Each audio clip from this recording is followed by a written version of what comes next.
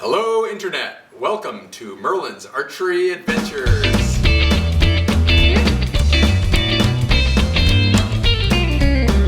Okay, I just want to talk to you about something relatively quickly, and it's something that's very dear to my heart and something I'm very passionate about, and that's instinctive archery.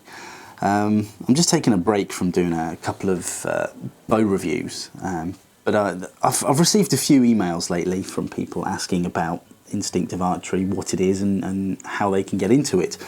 But first of all, in instinctive archery, you don't need any. If you've already got a bow, chances are you can shoot it instinctively, whether that's horse bow, an Olympic style recurve, a compound bow, preferably shooting off the fingers, but a compound bow, flat bow, field recurve, anything can be shot instinctively. So you don't need any specialist equipment per se, but yeah, it's a method of shooting. It's similar. It's a method of bare bow shooting, really. And what it is, it gives you the ability to look at something and more often than not hit it without using an external sighting method. So you're not sighting down the arrow, you're not gap shooting or anything, you're just solely focusing, 100% focusing on what you want to shoot, and you'll shoot it. But it's not something that you can do overnight. It takes a lot of work to be able to shoot instinctively. They recommend it's something that it usually takes a couple of years to get very good at instinctive archery, and that's practicing. And it's one of the forms of archery that you have to practice a lot at. I mean, if I get to a stage where I'm shooting every day, I'm amazing.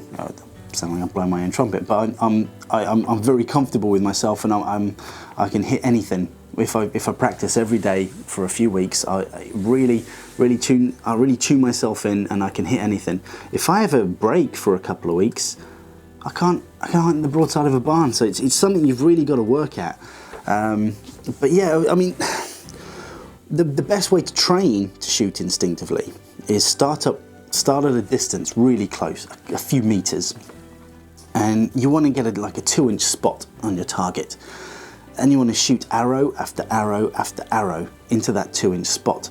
And as soon as, from a few meters, as soon as you can nail that spot every single time, that distance is committed to your brain and your body and your muscles.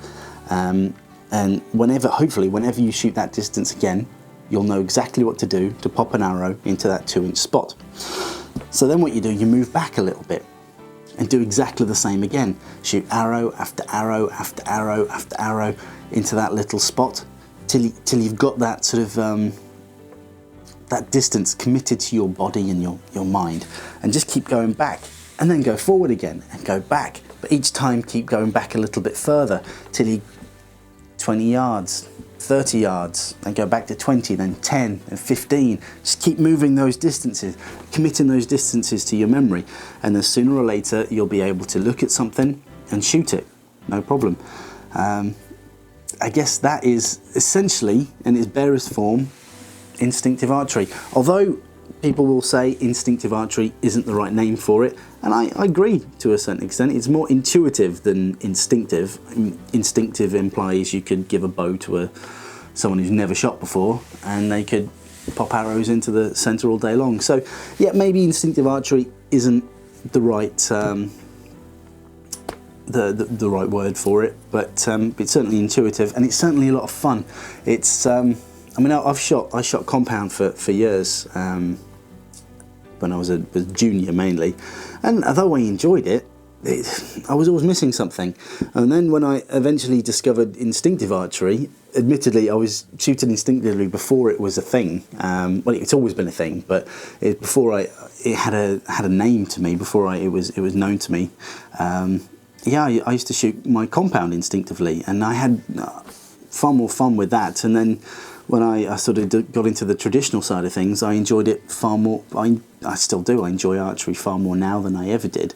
But that's personally me. You might have a different experience with it. But yeah, I just wanted to briefly explain what traditional archery was and how you go about it. Yeah, like I say, you can shoot any bow instinctively. I mean, it lends itself better to sort of being shot off the shelf with a traditional bow. And I'll tell you for why. shooting off the shelf instinctively, a lot of people tend to cant the bow slightly when they're shooting. Now this is a whole other debate which we'll get into another day, canting the bow. But yeah, I certainly cant the bow when I shoot. And the reason why I shoot off the shelf, or I prefer to shoot off the shelf, is because when I cant the bow, if the closer the arrow is to your hand, the less that cant affects the path of the arrow flying through the air. Where, let's say I'm shooting off an Olympic style recurve with a rest, and that arrow is up here, and my hand is down here, that angle that the bow turns is going to drastically affect where the arrow is. Where if the arrow is right on top of your hand, that angle doesn't matter so much. Also, because it's all about focus, you've got this limb here, this top limb. Chances are, if you're shooting with a straight bow, that limb is in your peripheral vision. And that peripheral vision is drawing some of your focus, where if you drop the bow to the side, you're moving that limb outside of your peripheral vision, giving you a clear view of what you want to shoot, and giving the ability to focus 100% on it. That probably doesn't make any sense, but anyway. I hope that's explained something. I'll be going into instinctive archery in a bit more detail at a later date. But yeah, that's just a little something I wanted to just chuck in there for you. But you take care, shoot straight, and I'll see you on the internet. Bye-bye. It's the new bow that Hawkeye uses in the new Avengers film, the Age of Ultron. Age of Ultron. Voltron. Ultron. It's Ultron, isn't it? Ultron.